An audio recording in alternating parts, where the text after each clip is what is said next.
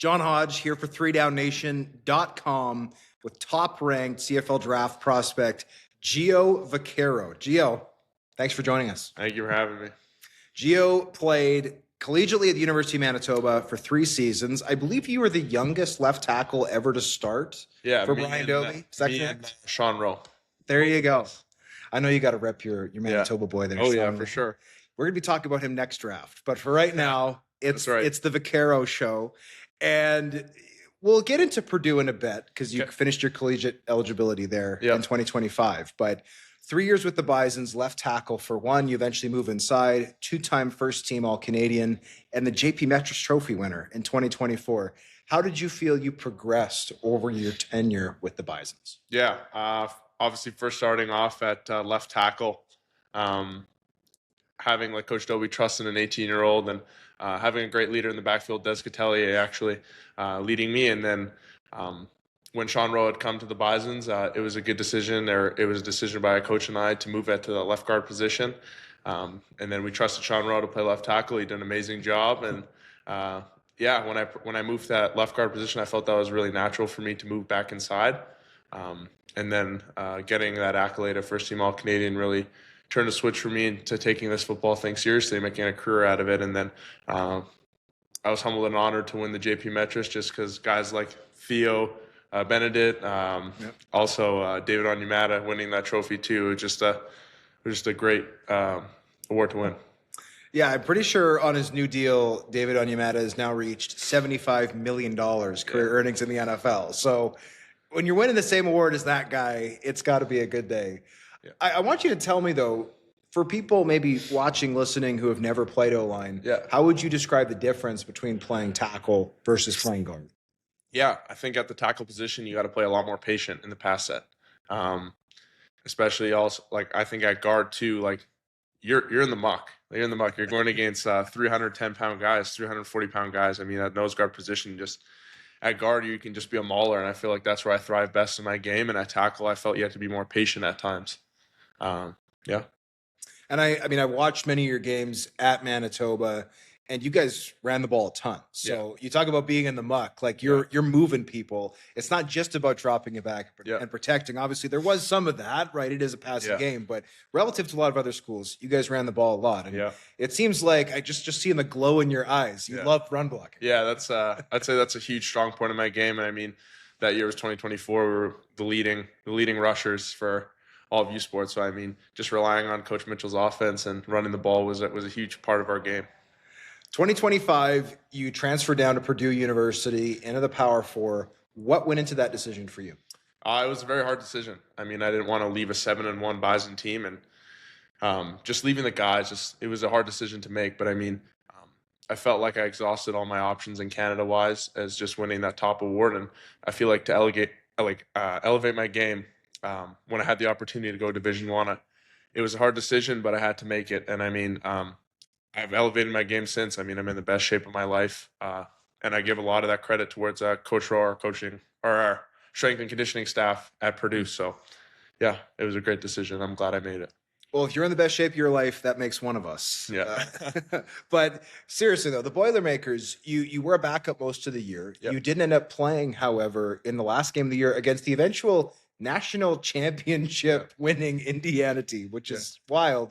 What did you learn as a depth player, and how were you able to implement that at the end of the year when you got your shot?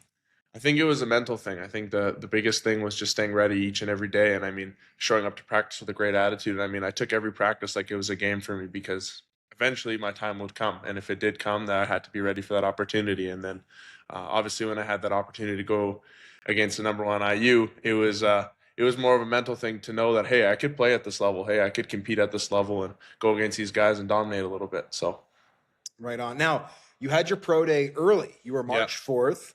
You measured in at a true 6'2". Yep. I'd imagine you're happy with that, getting 6'2" instead of 6'1" and change. Yeah, I mean, even if I was 6'1" and change, I still play the same. True. The height thing doesn't really hold me back from anything. So I mean, 6'2", 6'1", and 7/8 would have put me in the same football player I am. So that's an excellent point. I do think some teams care about some of those little details, which arguably they shouldn't. There's lots of foot flat guys who can play really good and players. 6'10" guys who can't, right? Size is not everything.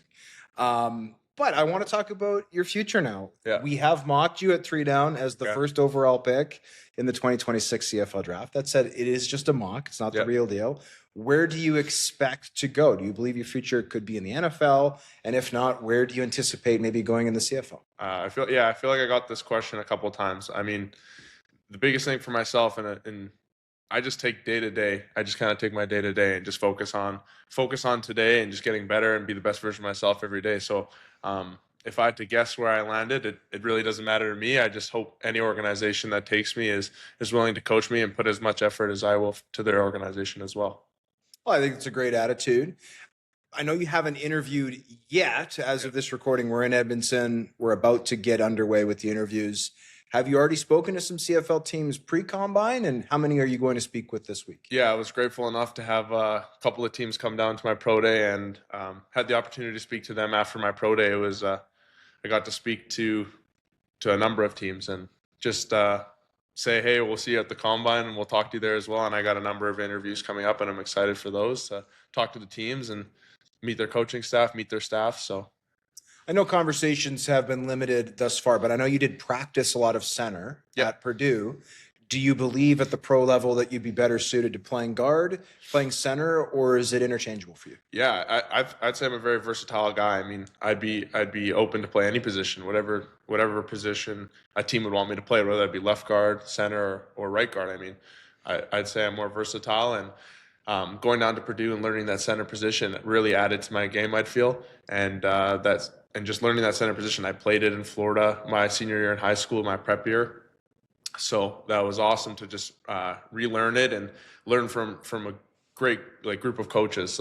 Coach Henson was our OC, and Coach Weiss was our O-line coach. So, and obviously draft day is still over a month away, but how are you planning to ride kind of this emotional train, right? Like, this is a long process, and obviously going to prep school, right? This is a years long process, but you're in the stretch run. How do you prevent yourself from becoming emotionally exhausted over what could be a very uncertain and emotional time? Yeah, absolutely. I mean, going back onto when we first started pro day, and had a meeting with our strength staff, we were 6 to 7 days a week. We were almost every day. So, I mean, getting through that every day, just having the guy, like family and friends by your side is the biggest thing. And I mean, again, just taking each day, just being the best version of yourself. That's why I keep on saying that, because that's what I've learned and from coaches.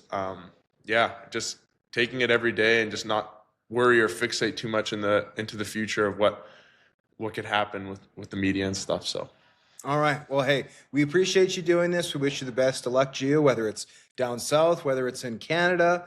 I don't have a rooting interest, but I will say, I did mock you first overall. It would make me look smarter than I am if you were first overall. So maybe there's a little bit of bias on my part there, but that's for selfish reasons, not for you. I try to stay impartial at everybody, but we appreciate it. I appreciate your time. I thank you for everything. Thank you. Thank you.